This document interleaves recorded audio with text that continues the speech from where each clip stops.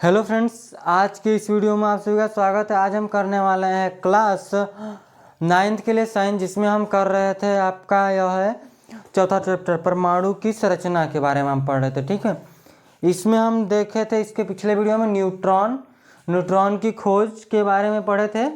आज हमको देखना है ना इलेक्ट्रॉन, प्रोटॉन और न्यूट्रॉन को सारणी द्वारा द्रव्यमान, आवेश और इस सब के बारे में लिखवाएंगे। ठीक है, तो आप ध्यान से देखिएगा, आपको समझ में आ जाएगा।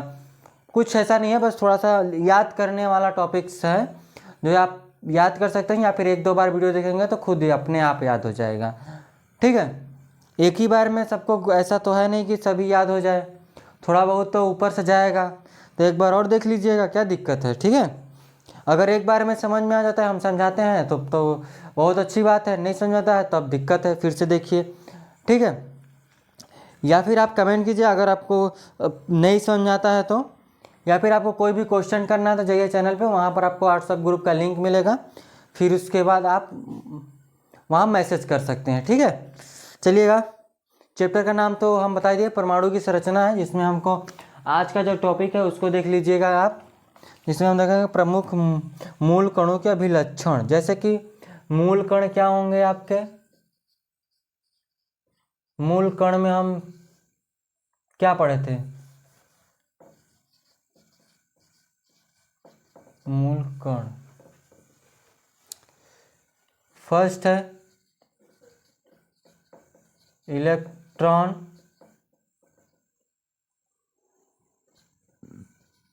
दूसरा है प्रोटॉन,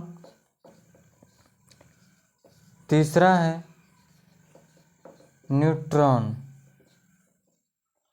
ठीक है, यह है आपका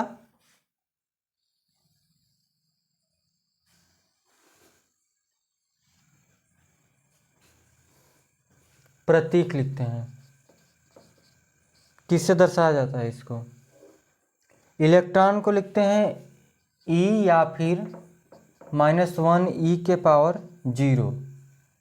प्रोटॉन को लिखते हैं P+ या 1H1 हाइड्रोजन प्रोटॉन, इसको N या 0N1 इस तरह से लिखते हैं।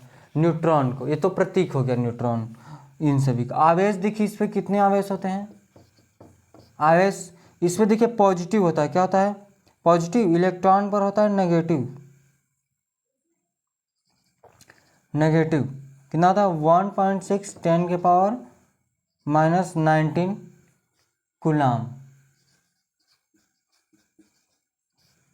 ये होता है पॉजिटिव। प्रोटॉन पे क्या होता है?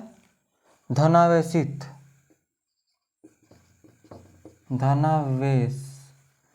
धनावेश होता है। कितने इलेक्ट्रॉन, कितने कूलाम होता है? 1.6 10 के पावर माइनस इतना, सेम जितना ऊपर वाले में है। इसमें देखेंगे तो न्यूट्रॉन में कितना आवेश होता है? तो न्यूट्रॉन की बात करता है शून्य, इस पर कोई आवेश नहीं होता, शून्य आवेश। अब देखिए दूसरा, देखेंगे द्रव्यमान। इसका द्रव्यमान कितना होता है? द्रव्यमान वो भी केजी में। इलेक्ट्रॉन का कितना होता है? तो इलेक्ट्रॉन का होता है 9.1091 10 के पावर आपका क्या हो जाएगा? 31। क्या हो जाएगा? -31। ये होता है किस में? केजी में। आगे देखिए इसका प्रोटॉन का हो जाएगा 1.6725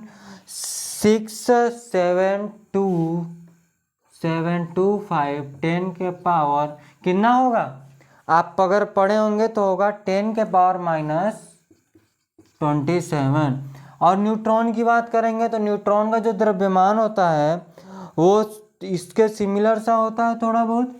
1.6750 मल्टीप्लाई 10 के पावर -20, इतना ही होगा। ठीक है, थोड़ा सा सिमिलर सा है न्यूट्रॉन। अब देखिए द्रव्यमान, इसका द्रव्यमान किसमें? द्रव्यमान देखेंगे AMU, एटॉमिक मास यूनिट। इसमें देखेंगे तो क्या होगा, ये हो जाएगा 0.00, कितनी बार 0, 3 बार 0, 5486। यह किसका होता है तो 1.00727। यह कितना होता है 0.00867। अब देखिए यहाँ पर खोजकर्ता क्या है, जे टॉमसन है, जे टॉमसन। इसके हैं तुम्हारे रदरफोर्ड। प्रोटॉन की खोज गोल्डस्टीन, रदरफोर्ड लिखेंगे, रदरफोर्ड। इसकी खोज करता चैडविक, क्या चैडविक, किस सन में 1932 में। यह कब 1919 में। ये कब खोज की गई थी तो 1897 में, ठीक है। इन तीनों की खोज की गई थी। अगर आप बात करते हैं ना, इसको कैसे याद करेंगे, इलेक्ट्रॉन की खोज जे टॉमसन ने की थी, तो आप ये याद कर लीजिएगा,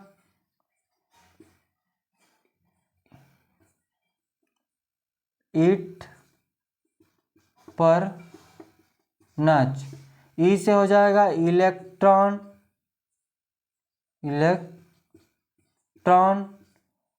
टी से हो जाएगा टॉमसन, यानी इलेक्ट्रॉन की खोज टॉमसन।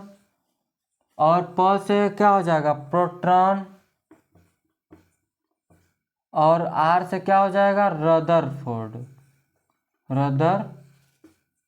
हो जाएगा।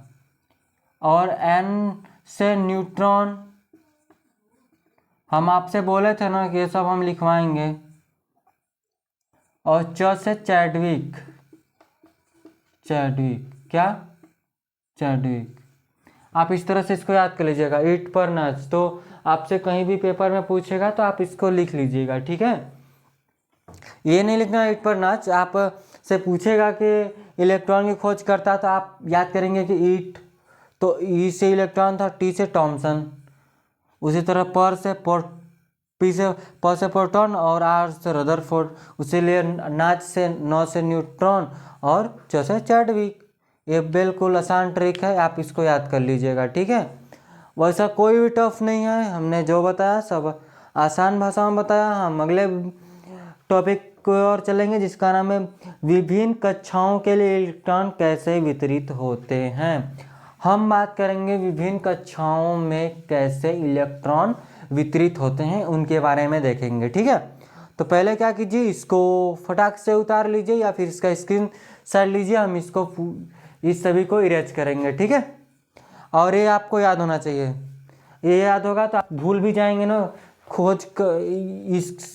ये अगर भूल भी जाते हैं तो आपको ईट पर नाच याद रहेगा, तो आप इसको आसानी से क्या इसको याद कर लिख सकते हैं। पेपर में आ जाता है कि इलेक्ट्रॉन की खोज किसने की थी, तो अब तो भूल गए, मतलब कैसे करें, तो ईट से टॉमसन, ठीक है, इलेक्ट्रॉन और टॉमसन, ठीक है। अच्छा आगे चलेंगे।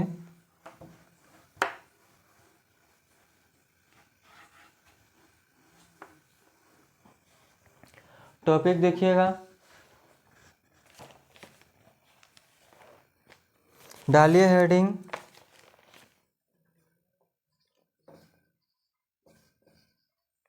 विभिन्न कक्षाओं में इलेक्ट्रॉन कैसे वितरित होते हैं। विभिन्न कक्षाओं में इलेक्ट्रॉन कैसे वितरित होते हैं। किसी भी परमाणु में जो इलेक्ट्रॉन की संख्या परमाणु क्रमांक प्रोटॉन की संख्या के बराबर होता है। पहले इसको लिखेंगे, कुछ थ्योरी की बात करेंगे यहाँ से, ठीक है। क्या किसी परमाणु में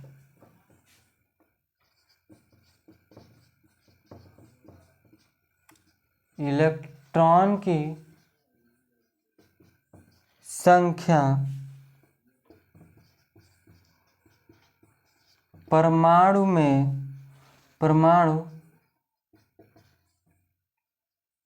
क्रमांक प्रोटॉनों की संख्या के बराबर होती है। किसी भी परमाणु में इलेक्ट्रॉन की जो संख्या होती है परमाणु क्रमांक यानी कि प्रोटॉनों की संख्या के बराबर होती है। आगे हम लिखेंगे कि तथा वे इलेक्ट्रॉन नाभिक के चारों ओर के स्थान में विभिन्न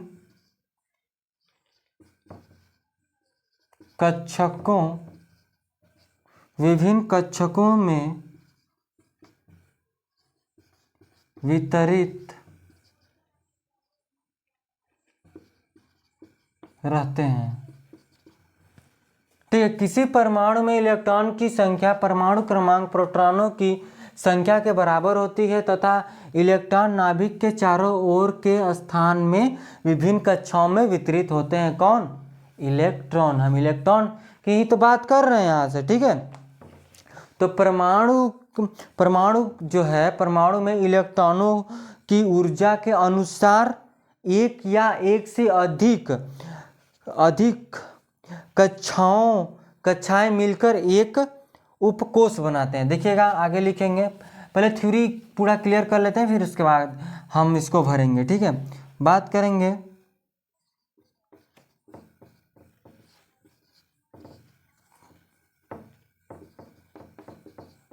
परमाणु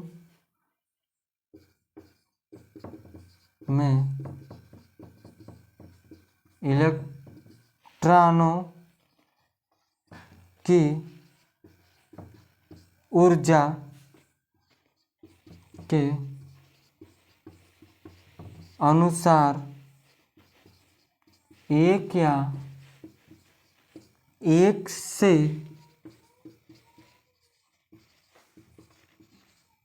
अधिक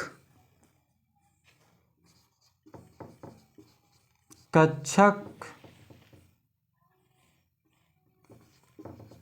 मिलकर परमाणु इलेक्ट्रॉन की ऊर्जा के अनुसार एक या एक से अधिक कक्षक मिलकर उपकोष यानी कि सब सेल, इसको क्या बोलते हैं? सब सेल बनाते हैं। एक या एक से अधिक कक्षक मिलकर सब सेल बनाते हैं। फिर तथा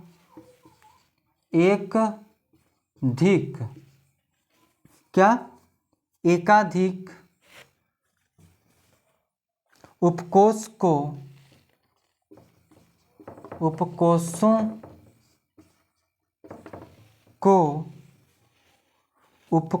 को मिलाने से एक कोष का या एक कोष को क्या बोलते हैं? सेल बनाता है।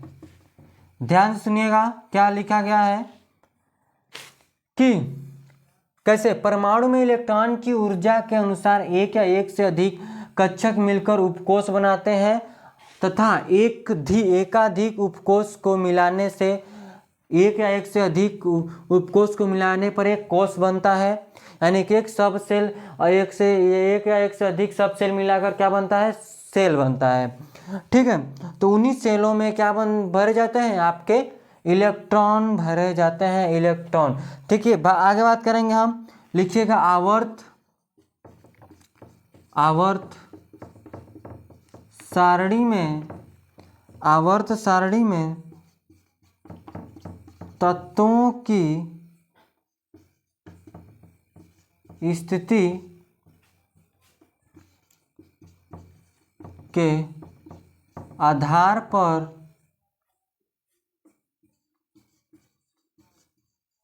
विभिन्न कोषों एवं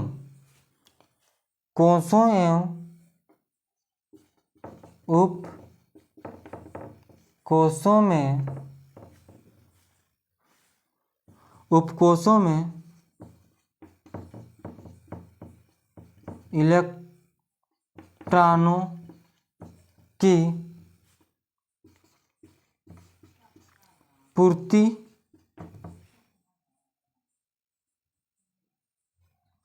देखिए, तत्वों की स्थिति के आधार पर विभिन्न कोषों एवं उपकोषों में इलेक्ट्रॉनों की पूर्ति की जाती है।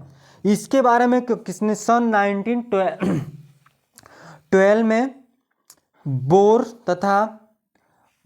तथा बरी ने निम्नलिखित कार्यक्रम मतलब क्रियाकलाप प्रतिपादित किए। किस तरह के, उसको भी देखेंगे। किसने, सन 1912 में 1912 ईस्वी में बोर तथा बरी ने, वैज्ञानिक बोर तथा बरी ने, बोर-बरी, देखिए आप बोर-बरी है लेकिन बोर अलग थे, बरी अलग थे, तो वहाँ से बोर तथा बरी लिखा इसलिए। ठीक है, अपने प्रयोगों में बताया, किस तरह से बताया उसके बारे में हम अध्ययन करेंगे यहाँ से। देखिए, ठीक है, कुछ टॉपिक है।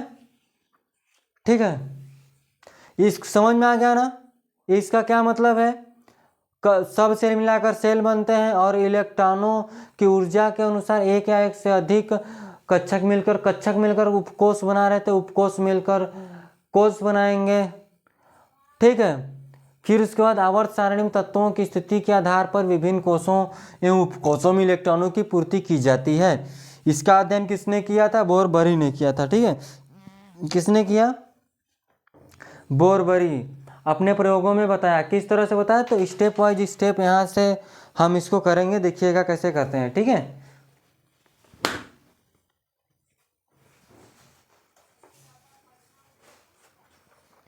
आप इसका स्क्रीनशॉट लीजिए, हम इसको इरेज करते हैं। ठीक है,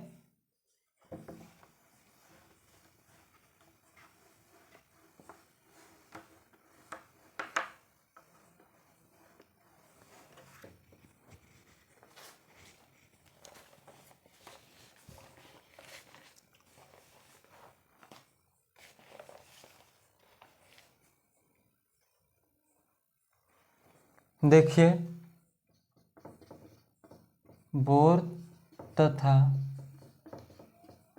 बरी के कार्यकारी नियम। क्या नियम है उसको देख लीजिए। फर्स्ट क्या बोलता है, कोषों या किसी कोष में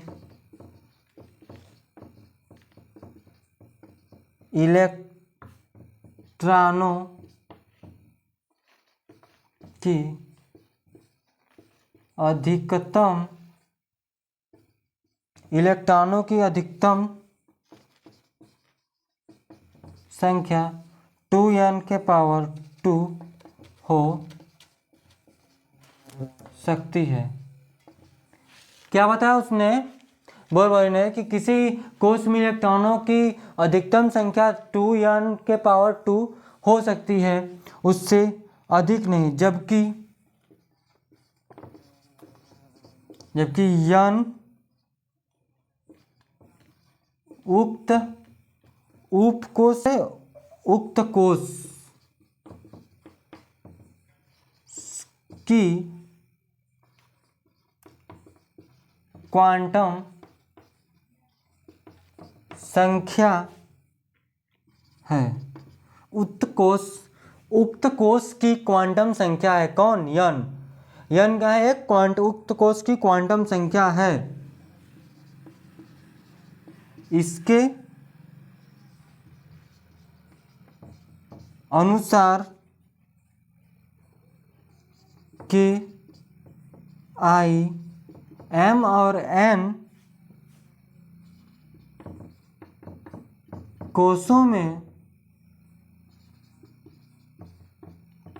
क्रमशः 2, 8, 18, 32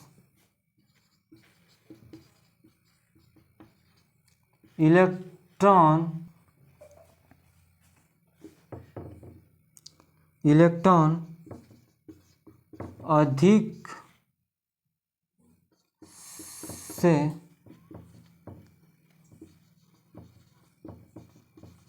अधिक रह सकते हैं। ये आपको अच्छे से नहीं दिख रहा होगा, साफ मतलब साफ तो है, ये है बस थोड़ा गाढ़ा नहीं दिख रहा होगा, तो उसको हम इंक डालते हैं। ठीक है, क्या बोला है? किसी कोश के इलेक्ट्रॉनों की अधिकतम संख्या 2n⁻2 हो सकती है, लेकिन जबकि ये क्या है कि n जो है उक्त कोश की क्वांटम संख्या है। क्या है? क्वांटम संख्या है। इसके अनुसार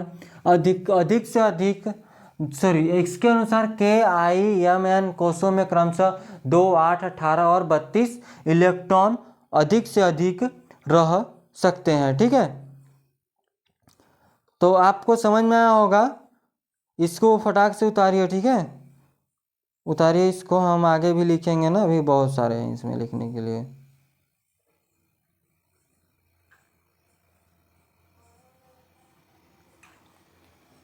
अगर आपको नहीं समझ में आता है तो आप कमेंट कीजिएगा, हम इसको दोबारा समझाने की कोशिश करेंगे शॉर्ट वीडियो में। आप कमेंट करेंगे तभी तो पता चलेगा कि आपको समझ में आ रहा है या नहीं आ रहा है।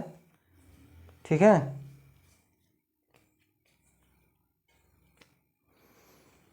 चलिए देखिए आगे। दूसरा क्या है कि जो परमाणु के बाह्यतम कोश में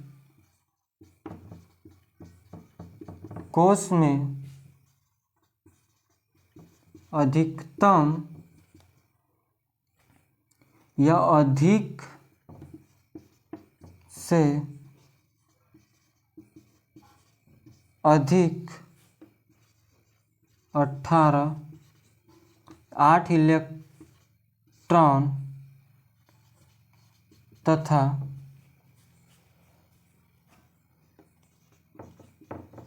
पहले वाले बाह्यतम कोशों में अधिक से अधिक 18 इलेक्ट्रॉन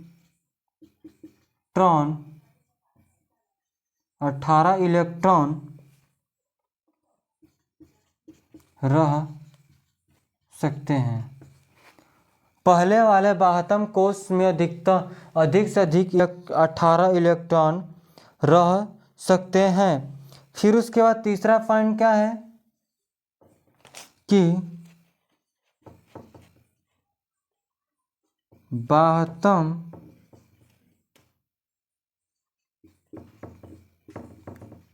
कोश में 8 इलेक्ट्रॉन हो जाने के बाद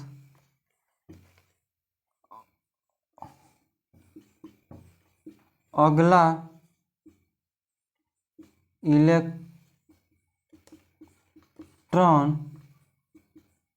इलेक्ट्रॉन नए कोश में प्रवेश करता है। अभी हम इसके बारे में भी देखेंगे, पहले इतना समझिए, ठीक है। क्या बोला कि बाह्यतम कोश में 8 इलेक्ट्रॉन हो जाने के बाद अगला इलेक्ट्रॉन नए कोश में प्रवेश करता है, ठीक है। फिर उसके बाद जो चौथा जो बाह्यतम कोश है, ठीक है, चौथा लिखेगा बाह्यतम कोश N10 या फिर nth बाह्यतम कोश में nth में 2 से अधिक तथा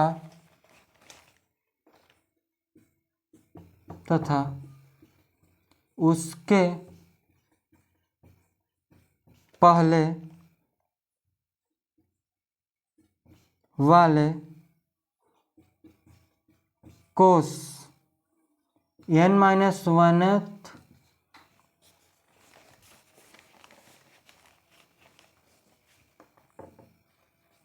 में 9 से अधिक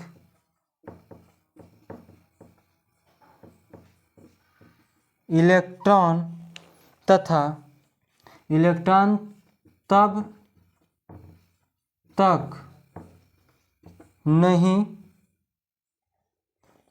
नहीं हो सकते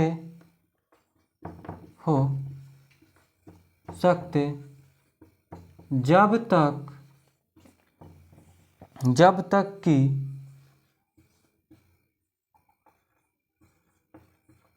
इससे भी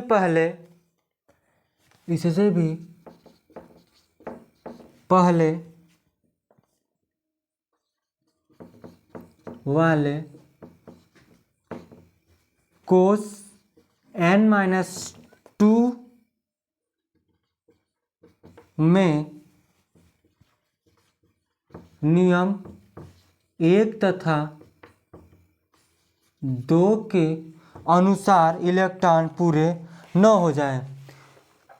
ये जो दोनों नियम हैं, इन नियम के अनुसार इस कोश में पहले कोश में इस नियम के अनुसार जब तक भरेंगे नहीं तब तक अगले वाले कोश में इलेक्ट्रॉन नहीं भरे जाएंगे। समझा ना? अगर पहला संतुष्ट होगा तभी अगले वाले को देगा, नहीं तो नहीं देगा, ठीक है।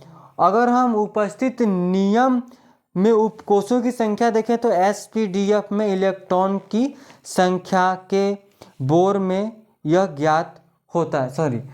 देखेंगे हम आगे, देखिए इतना बात आपको क्लियर हो गया ना। अगला आगे देखिएगा, इसी के अंतर्गत है सारी चीज़ें। आप इसका स्क्रीनशॉट लीजिए, ठीक है, फटाक से। हमने क्या बताया कि बाह्यतम कोश 8 इलेक्ट्रॉन हो जाने के बाद अगला इलेक्ट्रॉन नए कोश में प्रवेश करता है। आगे क्या बोला है कि बाह्यतम कोश nth में 2 से अधिक तथा उसके पहले वाले कोश n-1th में यह 9 से अधिक इलेक्ट्रॉन तब तक नहीं हो सकते जब तक कि इससे भी पहले वाले कोश n-2th में नियम 1 और नियम 2 के अनुसार इलेक्ट्रॉन न पूरा भर जाए। यानी कि जब तक हमने क्या बोला, जब तक अब वो संतुष्ट नहीं होगा अगले वाले को नहीं देगा, ठीक है। समझेगा बात को? तो इसमें देखिए, इसको इरेज करते हैं ऊपर वाले को। आप नीचे वाला उतार रहे होंगे तो उतार लीजिए, ठीक है।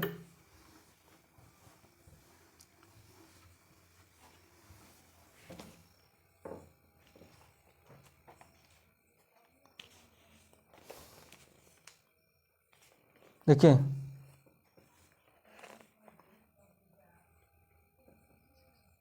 उपयुक्त नियम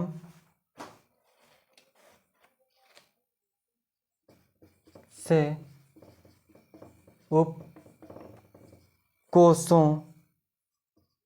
SPDF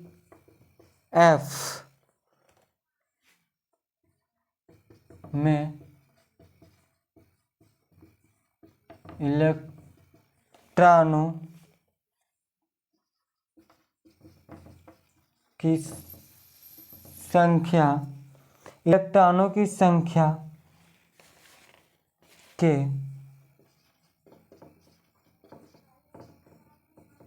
बोर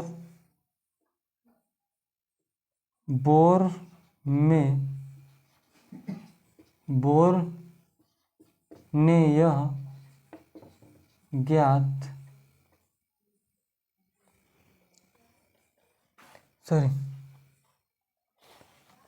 इलेक्ट्रॉन की संख्या के साइंटिस्ट का नाम है बोर ने बारे में यह ज्ञात होता है। क्या ज्ञात होता है? तो इसमें भी फर्स्ट डालिएगा उपयुक्त नियम उपकोषों SPDF में इलेक्ट्रॉनों की संख्या के बारे में यह ज्ञात होता है कि किसी कोष N के सभी परमाणुओं ठीक है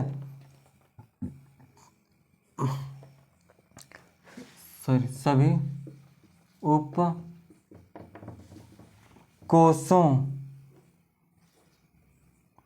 उपकोषों कक्षकों में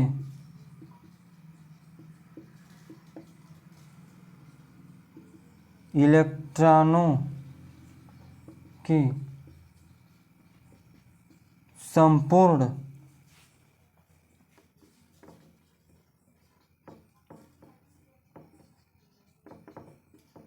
संख्या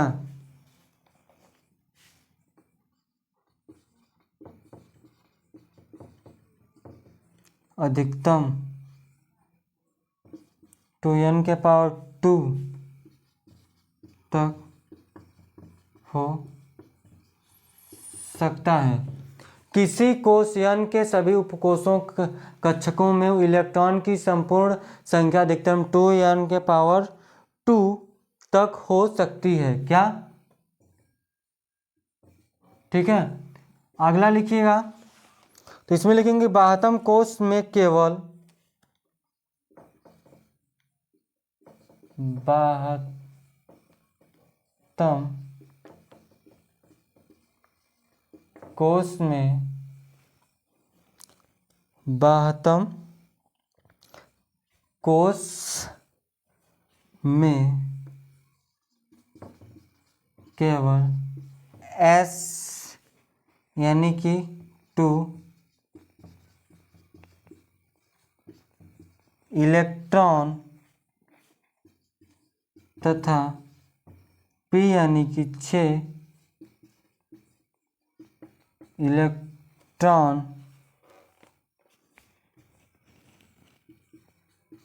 और इलेक्ट्रॉन ठीक है इलेक्ट्रॉन उपकोषों के कक्षक इलेक्ट्रॉन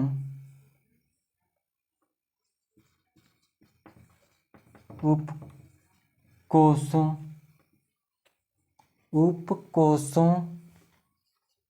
के कक्षक ही पूरे भरे जा सकते हैं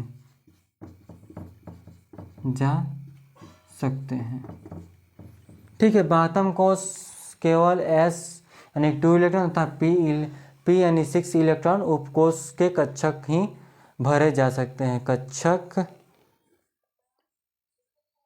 कक्षक ही पूरे भरे जा सकते हैं। इसके पहले कोष इतने इतने, ठीक है चलिएगा। डी में 10 इलेक्ट्रॉन उपकोष की कक्षक पूरे भरे जा सकते हैं, ठीक है। अगर हम बात करते हैं द पहले वाले कोष में, एक कौन सा कोष था, 72 कोष था, उसके पहले वाले में एसपीडी भरे जाएंगे। उसके पहले वाले में एसपीडी भरे जाएंगे। अभी जैसे कि हमने 72 कोष लिखा, उसके पहले 72 कोष के पहले वाले में n-1 वाले में कितने भरे जाएंगे, तो यहाँ पर s के 2 इलेक्ट्रॉन, p के 6 और डी में 8 इलेक्ट्रॉन होंगे। आप इतना इसको नीचे लिख लीजिएगा, ठीक है। पहले वाले इलेक्ट्रॉन में पहले वाले के उपकोष के कक्षक ही भरे जाएंगे, मतलब इतने कक्षक, पहले वाले कक्षक में इतने और इतने और डी एक आ जाएगा और उसको लिख लीजिएगा, ठीक है। तो आगे भी 72 कोष में n से s उपकोष तथा उसके पहले कोष n-1 के sp उपकोष की पूर्ति हो जाने पर ही n-2 कोष के सभी उपकोष की पूर्ति हो जाती है। यानी कि जब तक एक संतुष्ट नहीं होगा तो दूसरे को भरने नहीं देगा, ठीक है। समझ में आया ना। तो इन सभी हम बात करेंगे नेक्स्ट वीडियो में, ठीक है। इन सभी के बारे में उपकोष को भरने के लिए चित्र उसी में देखेंगे। सिर्फ आज हमने थ्योरी किया है तो थ्योरी आपको समझ में आ गई होगी, ठीक है। सारे हम करेंगे नेक्स्ट वीडियो में, ठीक है। आपको समझ में आ गया होगा, ठीक है। तो आज के लिए बस इतना रखते हैं क्योंकि अगर पूरा बताने लगेंगे तो बहुत ज़्यादा लॉन्ग वीडियो हो जाएगा, ठीक है। इतना आपको समझ में आ गया होगा हम किस तरह समझाए हैं, ठीक है। यानी कि इस बात को समझिएगा कि जैसे कि ये समझिए ना कि जैसे उसका जब तक पहले वाले का जब तक पेट नहीं भरेगा तब तक अगले वाले को वो नहीं देगा, कहेगा पहले मेरे को चाहिए फिर अगला वाला ले चाहे ना ले, ठीक है। उसकी बात होगी यहाँ पर। समझ में आया, ठीक है। तो चलिए, आपको कोई भी डाउट आएगा तो आप कमेंट कीजिएगा, ठीक है। तो आज के लिए बस इतना रखेंगे, धन्यवाद।